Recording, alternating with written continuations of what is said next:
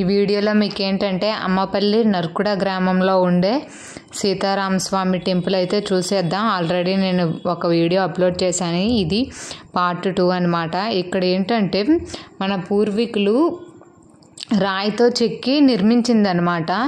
ఎత్తైన గోపురాలు ఉంటాయి. ఇంకా అలానే ఇది ఈనాటి కాలంది కాదు, 13వ శతాబ్దానికి చెందిన ఆలయం అన్నమాట.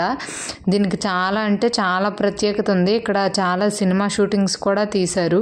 ఇక్కడ సినీ ఇండస్ట్రీ వాళ్ళందరూ ఏంటంటే ఇక్కడ ఒక్క సినిమా చిన్న బిట్ తీసినా సరే ఖచ్చితంగా ఆ సినిమా హిట్ అవుతుందని చెప్పి వాళ్ళు భావిస్తుంటారు.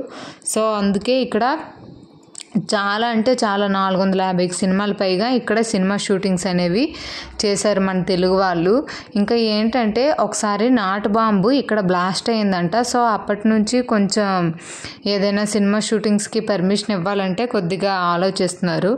సో అలానే ఇప్పుడు మీరు చూస్తే ఈ ఎత్తైన ఆంజనేయ స్వామి విగ్రహం అనేది మనం టెంపుల్ స్టార్టింగ్లో మనకి ఎంట్రన్స్ ఉంటుంది కదా, ఎంట్రన్స్ ఆపోజిట్లోనే ఈ ఎత్తైన ఆంజనేయ స్వామి విగ్రహం ఉంటుందన్నమాట.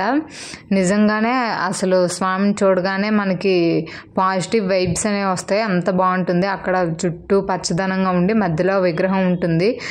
సో చాలా అంటే చాలా బాగుంది టెంపుల్.